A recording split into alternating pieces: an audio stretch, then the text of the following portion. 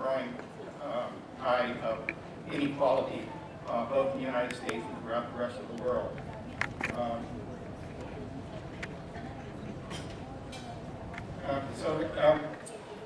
Neoliberalism developed as a response to economic policies that were developed in the United States and Great Britain by John Keynes as a way of coping with the havoc that was caused by the Great Depression. And it's as a set of core beliefs. And I think it's one thing to understand about it is this is very much an ideology, and if you look at the data, it's not much empirical support for it. But the core ideology is that the market is self-correcting and conducive to efficient optimal outcomes. Therefore, the market should not be tampered with. That meant that you should not attempt to regulate market and business activities. It also had a belief that one ought to shrink the size of government.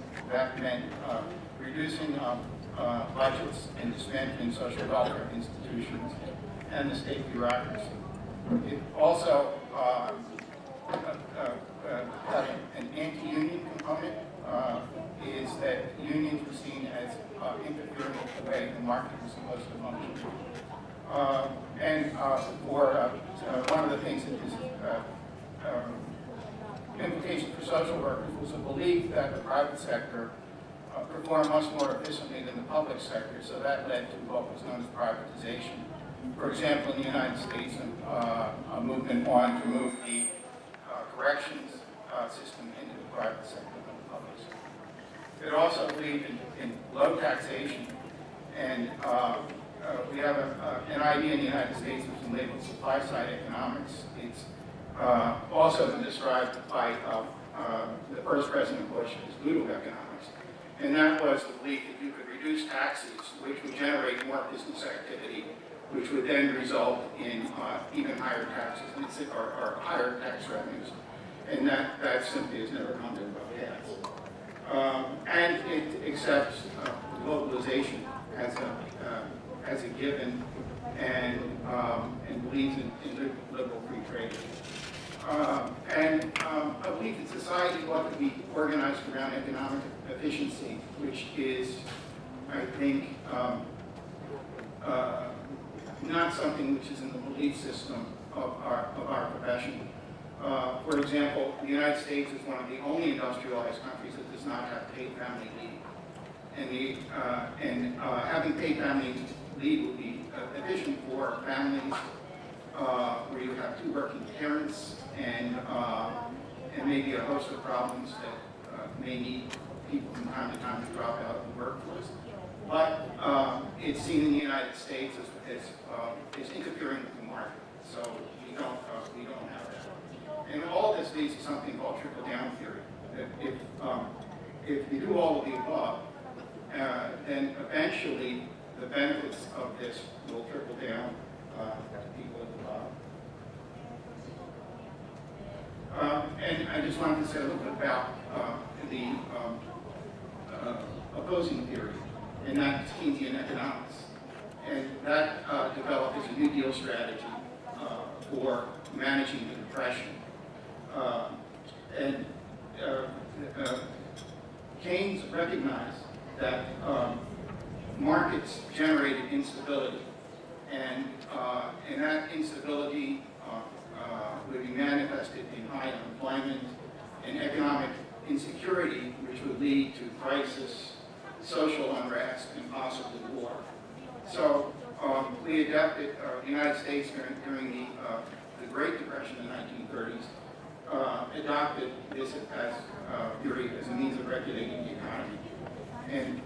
And one of the ways it differs from the neoliberals is it believed in deficit spending and the expansion of the government.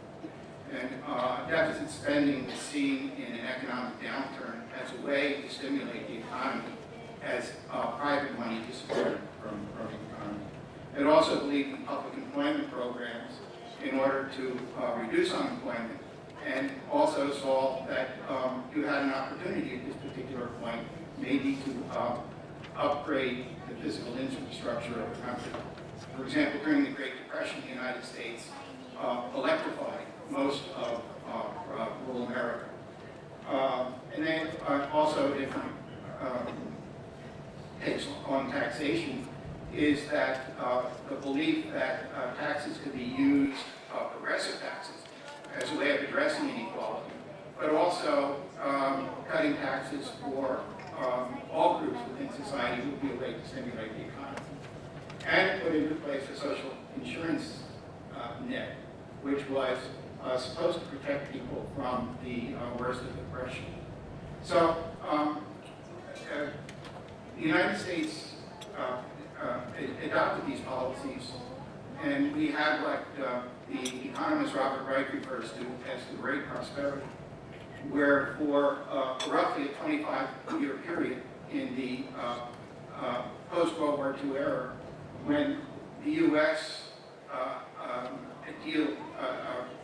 Had an economy which was not only prosperous, but the benefits of that economy were widely shared by all. I have a quote by Robert Kaplan, an economist, that says, "Say what you want about Keynesian economics, but it's a system that delivered 3 decades of egalitarian economic growth." We had something that was referred to as the virtuous cycle by Robert Wright, and that was a belief that a well-paid, growing middle class that had the ability to consume more goods and services would create more and better jobs, which in turn would create more demand. And in this slide here, the top line, it shows the share of household wealth that was from roughly 1970 to 2012. The top line is the bottom 90%. The bottom line is the top 10%. And as you can see, as a matter of public policy, is that the bottom 90%, their share of national wealth, continued to grow throughout this particular period, while the bottom 10%, their share of national wealth continued to shrink. Nothing goes on forever, and we got to a particular point where we developed a series of difficulties. One was during the period of the Great Prosperity, we didn't have too many international competitors, but suddenly we found in the 1970s that we had international competitors who we were not doing a good job of competing against. And I can give one example as the U.S. Automobile industry. We hit a global energy crisis, which meant that the price of gasoline skyrocketed in the United States. And we found that the only people that was Detroit was not giving to us. The only people that were giving us economically efficient, reliable automobiles were the Japanese. So suddenly, the fact that the Japanese became a major player in the United States in the automobile industry. The other is what's been called the deindustrialization of America. We stopped being a manufacturing economy, and with globalization, we began looking for places that were offshore from the United States, where goods could be produced more cheaply. And and we also had something during this period called stagflation, which was high inflation without an economic growth. And that was a result of our decision to fight an unpopular war in Southeast Asia, where we didn't want to raise the taxes on a public which was not happy with the situation. So we financed that war through inflation.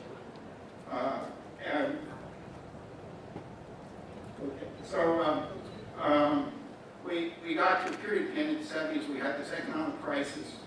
We had a crisis of confidence in our leaders, not only because of the decision to fight the war in Southeast Asia, but we also had scandal that drove an American president from office for the first time in its history. We also had social disorder, which partially grew out of the civil rights era, and America's white population perceived that they were losing their privileged position within U.S. society, so they began flocking to more conservative ideas. And that led to the neoliberal ascendancy with Margaret Thatcher in the United Kingdom and Ronald Reagan in the United States.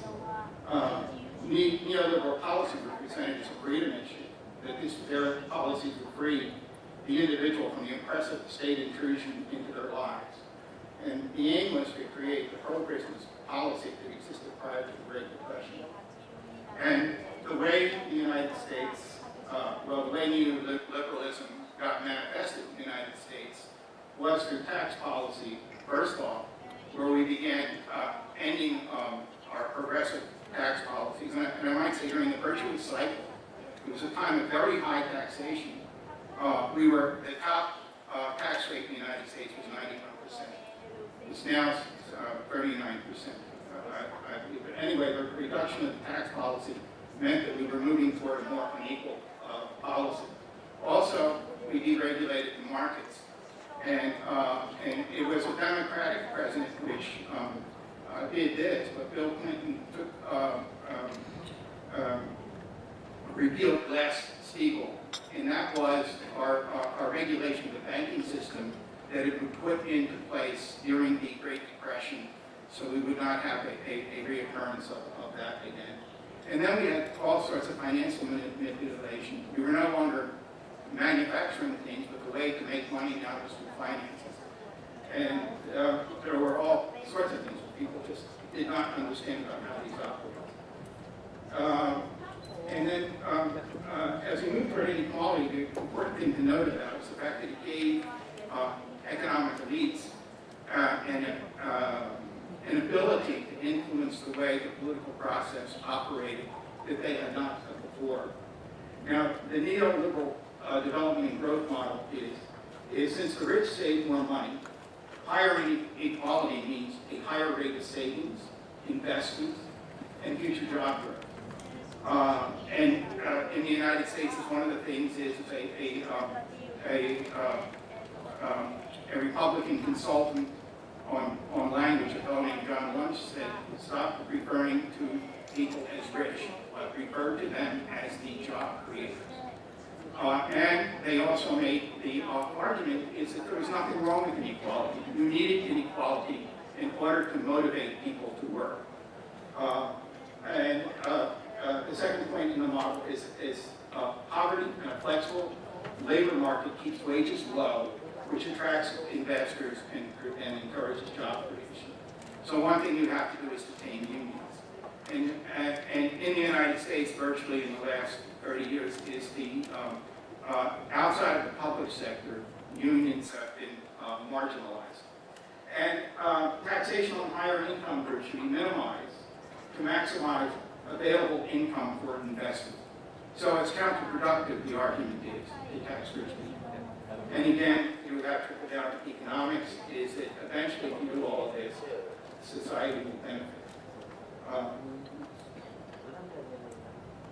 So in the United States, then, we have a series of themes which are I think worldwide. One is economic polarization, that's inequality. The second is a middle class squeeze, where middle class people are caught in low or stagnant wages, with the disappearance of benefits that used to be part of American compensation packages, things like health insurance and pensions. And then the working class that had formerly well-paid manufacturing jobs find that there is not much opportunity within the system for people who have less than a college education. And this is that slide before, but I just wanted to show you after Reagan, roughly around 1980, actually probably a little bit before then, he's really aggravated the trend. As you begin seeing is that the bottom 1% is capturing more of the nation's wealth, and the bottom 90 are losing more of their share.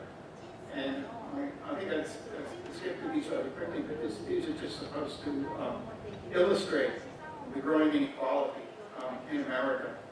And this illustrates the middle class squeeze, where you have a median family income that has been stagnant or falling since 2000. And here's the average pay for a large company CEO in America, and that basically inequality is that you have, as you can see, their compensation packets are skyrocketing.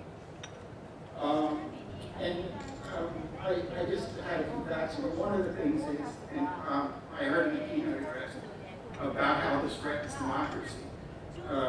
We have a couple of brothers, named the Koch brothers, who own the second richest privately held company in the United States, announced that they will spend $890 million in the next presidential election to elect a Republican president.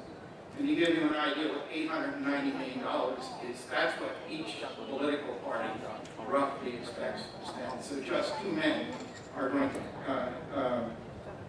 exercise that much influence. The collapse of the U.S. mortgage market led the economy to implode in 2000. So they said these effects went global. The U.S. Crisis produced a domino of social and economic effects throughout the world. The World Economic Forum estimated that about 40% of the world's wealth had been destroyed by the collapse. By 2010, 34 million people were out of work. In addition, an additional 60 million people were pushed into poverty. The crisis has been associated with increases in adult mortality in Russia, Thailand, Mexico, and higher child mortality rates in Peru, Indonesia, and 59 other developing countries. We had a congressional committee that was appointed to get at the particular causes of the crisis, and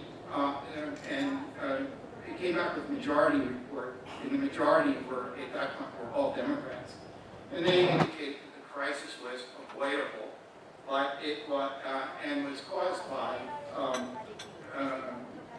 the lack of regulations in the markets, and a victory of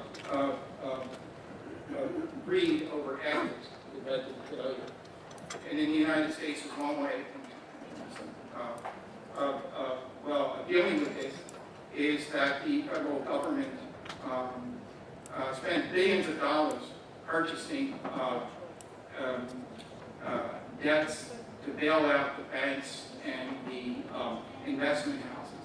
And at the time, it was a very scary time in America, and I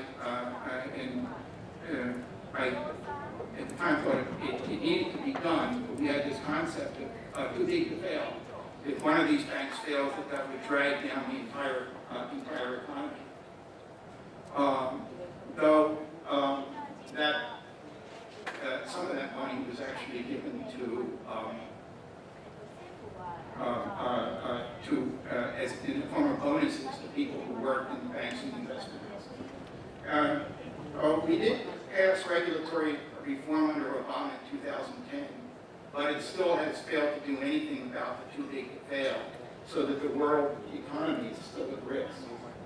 The global response is that most countries used a Keynesian strategy to try to manage the crisis. However, under pressure from a variety of world financial institutions, began doing what's known as austerity. UNICEF announced 126 developing countries reported that many of the countries were phasing out of crisis-related responses and scaling back on public spending.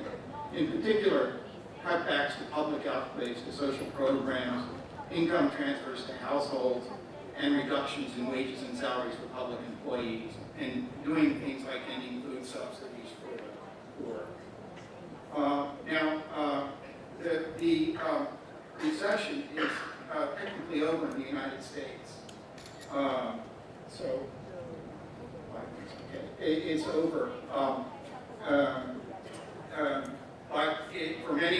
doesn't feel that way. Wall Street is doing spectacularly.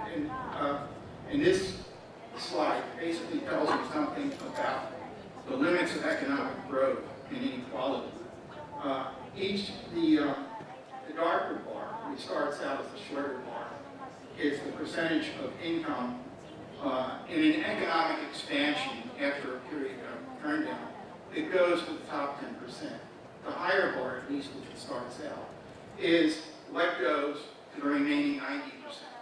And you can see each time we're in an expansion, you have a little more inequality begin to seep into the system. But still, the majority of the income growth is going to the bottom 90%. However, that reduces itself when we get to the expansion in the early part of this century. And in this latest recovery, all of the income gains in the United States, and then some, about 116%, have gone to the top 10% of the population. I'm talking about this as being an American issue, but it's a global trend. The top 20% of the world population enjoys 70% of the world's income, and the top 1% had the same share of income as the bottom 56. The bottom 20% of the world's population has about 2% of the world's income. And about 40% of the world's population subsists on less than $2 a day. I think these data should cause us to question current economic and development models. And this is just the limits of growth. The neoliberals think that the way to material prosperity is to have economic growth, and as I said, not be worried about inequality. China and India, the most populous countries on the planet, posted some of the highest growth rates in the world since the 1990s. And at the same time, their Gini indexes, the measure of social inequality in both countries, has increased. So the global effects of inequality. Well, inequality creates volatility, and crisis undermines productivity, lowers economic growth and economic efficiency. It means that people have inadequate education, and the most valuable asset that any particular country has is people are not using full potential. Inequality can breed resentment and political instability, which in itself discourages investment. And if you think of this, the volatility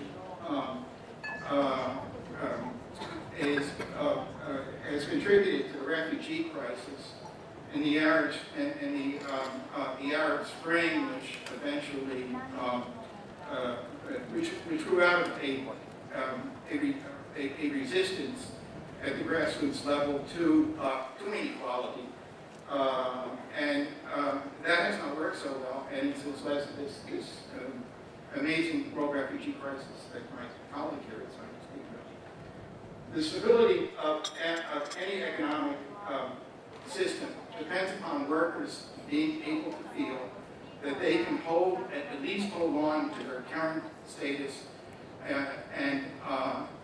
and be able to look forward to some improvement for their children in the future.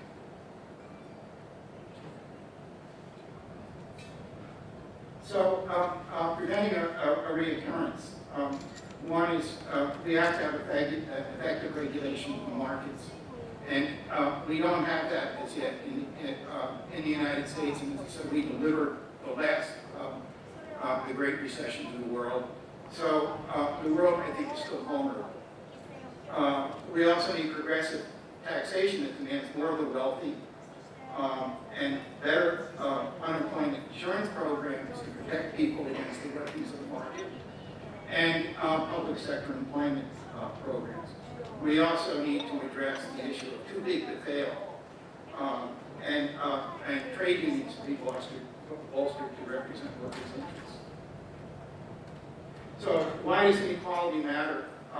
Equality and fairness is a value shared by most societies, and is a core social work value. We come from all different countries, but I think we have a basic agreement about what those values we should all subscribe to.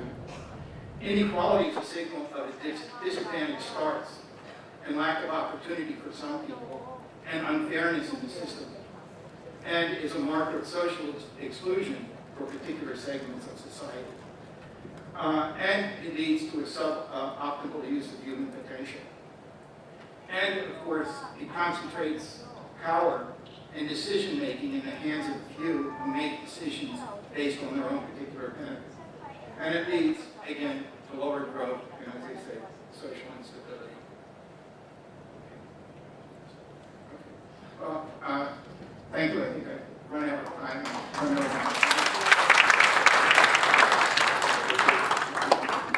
Thank you very much, Professor Jones. I will not make any conclusion, but I would like to confirm with him that the U.S. crisis in 2008 produced enormous social and economic problems across the regions, across the globe, including Thailand as well. So during 2008, Thailand also had the problems like many people living in the poverty and the rate, and many people also dropped out, lost their jobs as well. And that is the global economic effects to Thailand in 2008. Now we are going to the Professor David Engstrom. I would like to introduce him a little bit. Professor David Engstrom is a professor of social work at San Diego State University. He's from his colleagues of Professor Roland Jones. He was a research associate, Center for Comparative Immigration Studies. His research focused on immigration policy and service to immigrants and refugees. He written about vulnerable immigrant populations such as torture survivors and trafficked persons, and he has explored the roles of bilingual social work in service deliveries. He has been a visiting professor at Faculty of Social Administration from Tsinghua University, and also the Faculty of Social Science and Humanities, Mahidol University as well. Please welcome Professor David Engstrom.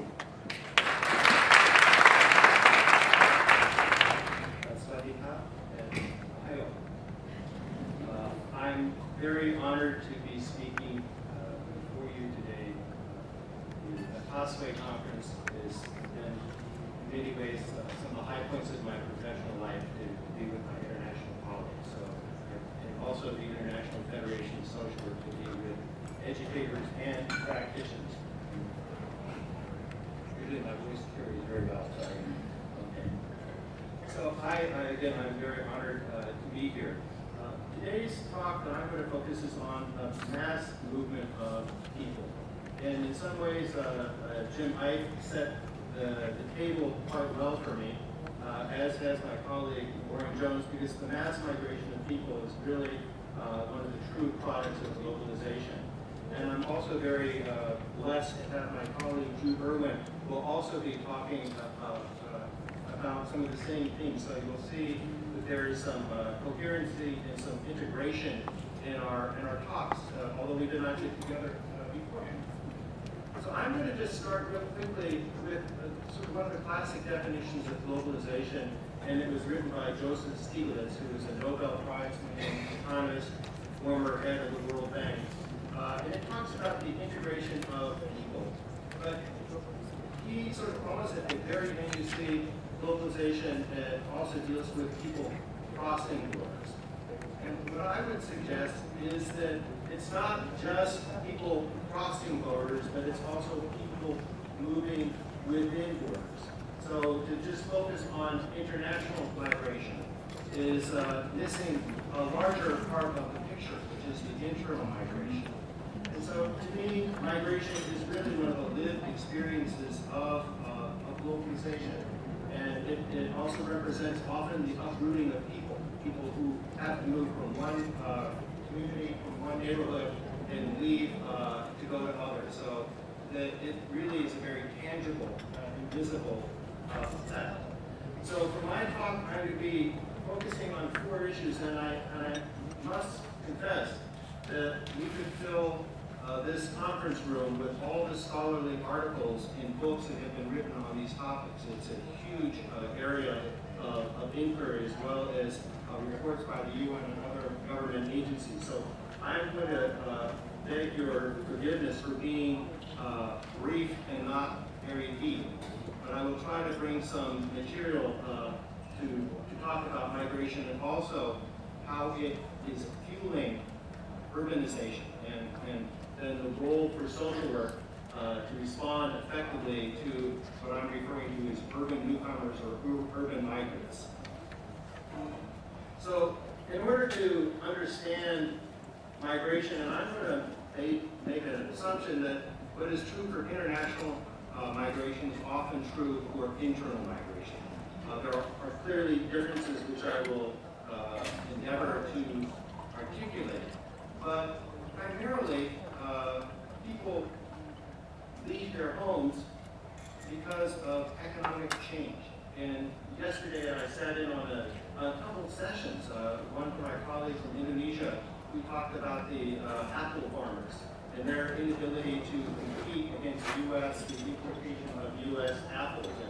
And one of my colleagues from Tamasan said the same thing about garlic growers in Thailand. So we know that economic change means that people are no longer viable. They have to give up their traditional ways of living and search for new ways.